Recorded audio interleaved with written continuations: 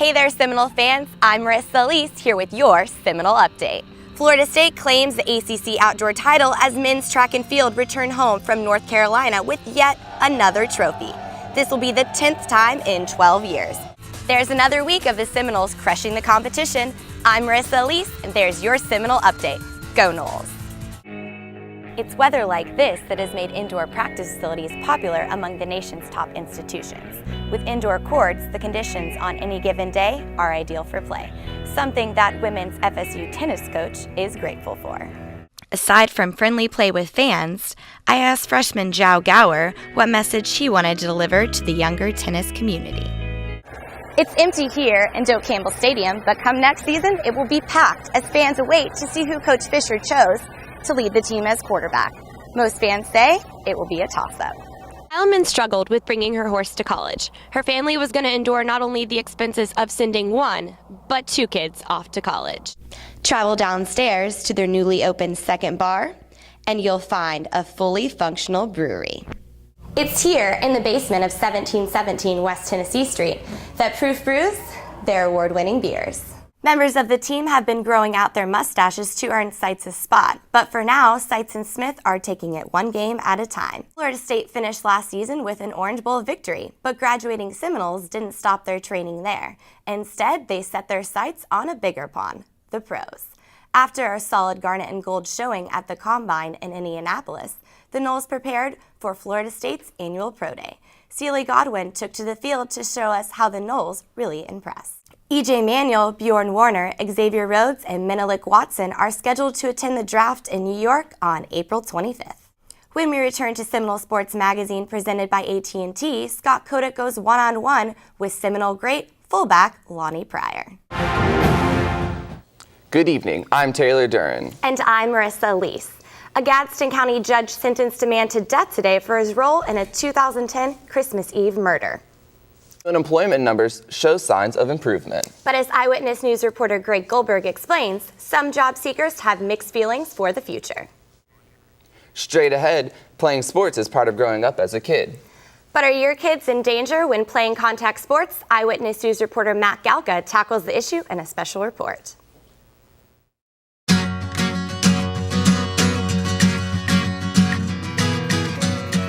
Four walls and a roof, a simple concept but an athletic advantage for FSU's tennis team. Just 4 miles from FSU's campus sits the only indoor college tennis courts in the Southeast. The team opened their courts inviting fans to come and play alongside the Noles at their open house. Here we go.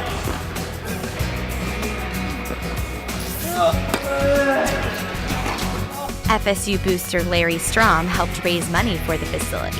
He says indoor courts are a necessity for a team's success. Well, the old saying, practice makes perfect. If you lose in tennis, if you lose 5, 6, 7, 8 days of practice because of weather, that has to affect your play.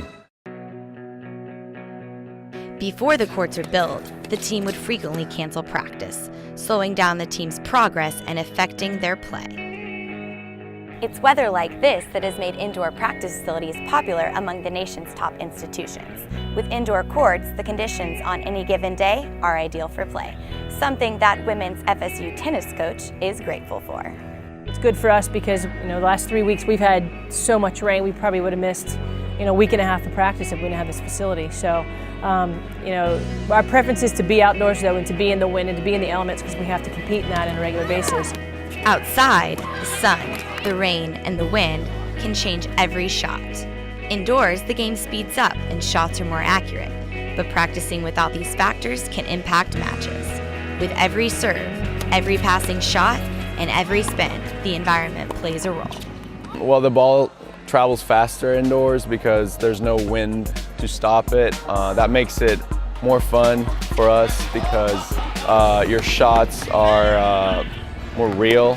So the spins are better inside and just the ball travels quicker. So the game is more exciting for us too. Senior Andres Baccaro remembers practice before the indoor courts were built. He says having options has made the team grow. And while playing indoors is great, you can get too much of a good thing. I think it's dangerous sometimes to play inside too much because you don't have elements, you don't have conditions, and and you don't get very tough. You have to get tough in that cold weather. You got to get tough in the winds. You've got to make those adjustments. The Noles attribute their recent success in matches not just to their practice, but their ability for perfect practice. It's been like raining a lot on our morning practices. If we didn't have those courts, for sure, it would be a time that we would put on running or something else, and that wouldn't put us in a position to win matches like we've been winning lately. Aside from friendly play with fans, I asked freshman Zhao Gower what message he wanted to deliver to the younger tennis community. I just want to let them know that the days don't go back, you know? Like if I knew how tennis works, and if I had someone to tell me that you have to work hard every day if you want to be good, and how's the feeling to win, and how's the feeling to be there when you work hard, and tell them if you want to be good, there's no other way to do it without coming and working hard at the court. Working hard is nothing new to this group of athletes. Their dedication has paid off this season with upset after upset for both the men's and women's teams. With the tools for success in place, the Noles have no excuse not to practice hard. They can be found on the court, rain or shine, all in hopes of bringing home a trophy. I'm Marissa Elise for Seminole Sports Magazine. Hey there, Seminole fans. I'm Marissa Elise here with your Seminole Update. Florida State claims the ACC outdoor title as men's track and field return home from North Carolina with yet another trophy. This will be the 10th time in 12 years. Dentarius Locke was named track MVP, but it was Florida State's successful finish that was important to the team. The Noles were missing 6 of their All-American athletes, but when all was said and done, the Noles claimed 7 titles and 15 All-American ACC honors, leading all teams in both categories. Yet another ACC title for the Noles. Florida State's softball team earned the regular season title on Sunday after defeating Virginia Tech. Sophomore pitcher Lacey Waldrop led the Noles to their 4-3 win by only giving up 6 hits in 7 innings. The Noles will compete as the number 1 seed in the ACC Championship hosted here at FSU on May 9th. From the diamond to the green, the ladies golf team finished 4th in the ACC Championship this past Sunday. Florida State was one of 4 schools to have 3 golfers finish top 20 for individual standings. Olivia Hewlett finished in a tie for 12th place. This was her 4th time in her career she finished with a 3-round score of 228, followed by 2 Seminoles tying at the 19th position in the tournament. There's another week of the Seminoles crushing the competition. I'm Marissa Elise, and there's your Seminole Update. Go Noles!